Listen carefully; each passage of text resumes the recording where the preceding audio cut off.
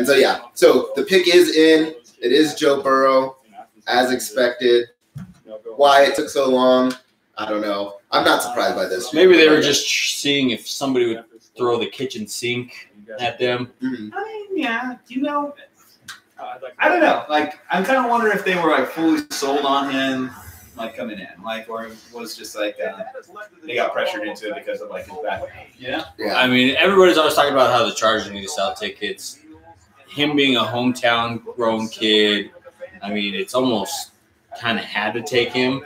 Yeah. But you know what? We had Middlecoff on the podcast a couple weeks ago, right? And he mentioned some good points. He doesn't necessarily have like the strongest arm, which may not translate that well once you actually get into that Cincinnati weather when you're playing on the road in Pittsburgh, playing on the road in Baltimore. Hell, even Cleveland if they're better. You know, you have to watch out for. Well, you gotta watch out for Myles Garrett swinging a helmet at you. So you know that's something to watch out for. Yeah. No, I mean, I think. Baby giraffe. Yeah, they named it Burrow. You didn't see it? It said Baby Burrow. It's almost the same. It's almost a shame that the Saints didn't have like a draft pick or something like high and everything. You know, it would work. All right, so the pick is in. Burrow has a Bengals hat already in his hand. Did you hear that? Writing is on the wall. Did you hear that they gave like merch to all 30 picks? Draft. The Cincinnati Bengals select Joe Burrow, quarterback. LSU. I almost wanted it to be someone different when he read the card, though. You know, like, especially full of Steve Harvey. Full of Steve Harvey. Just forget like the last 3 minutes of things we said. All right. So on that note, they picked up Tua Tagovailoa. Okay, so is Tua the Khabib of the NFL at this point? How do you Khabib of the NFL? Say Khabib's last name. You're saying as far as Nurmagomedov.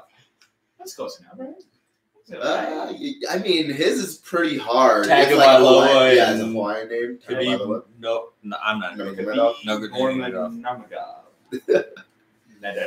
But yeah, no, I'm really not surprised. And like you said, Aris is, you almost have to pick Joe Burrow, being that he's a local kid, right? Even though he played for LSU, I think he graduated from Ohio State. He was Mr. Football. Yeah. His senior year in high school. So I mean, I mean that Texas game. I mean, so again, like I'm coming over from Austin here. That city was electric during the LSU Texas game. I was bummed. They had a chance too. Texas, God, they just kind of fell off the cliff there towards the middle of the part of the season. Texas is back. Texas is back. Texas is not back apparently. Yeah, no, I like Sam Ellinger too. He's good.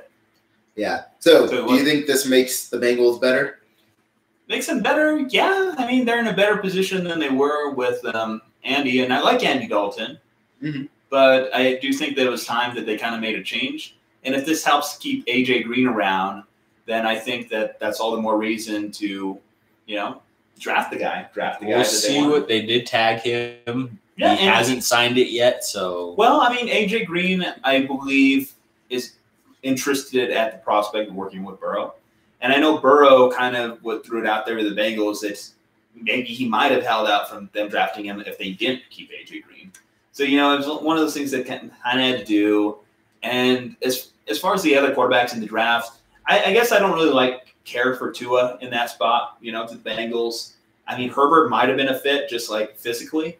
Mm-hmm. But there's still a lot of question marks about Burrow or about Herbert, Yeah. It's kind of like his accuracy. Yeah, it's more so you just kind of look at how much he really loves the game, which is one thing that I've seen thrown out there about him.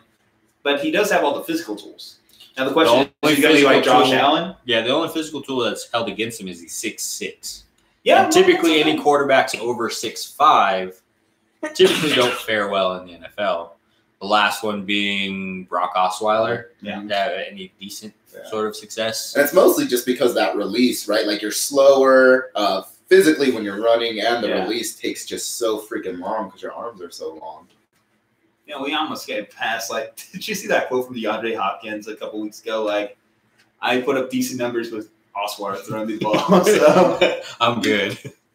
And thank you, Osweiler, because that was the one year that DeAndre Hopkins sucked, and he was on my fantasy team.